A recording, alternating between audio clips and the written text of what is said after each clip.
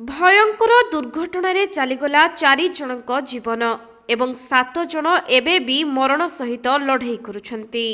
ତେବେ ଏକ ଦ୍ରୁତଗାମୀ ଟ୍ରକ୍ 2ଟି କାରକୁ ଧକ୍କା ଦେବା ଫଳରେ କାରଗୁଡ଼ିକ ଖଣ୍ଡ ଖଣ୍ଡ ହୋଇ ବିଛାଡ଼ି ପଡ଼ିଥିଲା। ଆଉ ଏହି ଭୟଙ୍କର ଦୁର୍ଘଟଣାରେ 4 ଜଣଙ୍କ ଜୀବନ ଯାଇଛି। ତେବେ ଲକ୍ଷ୍ନୌରେ ଘଟିଛି ଏପରି ବଡ଼ ଦୁର୍ଘଟଣା।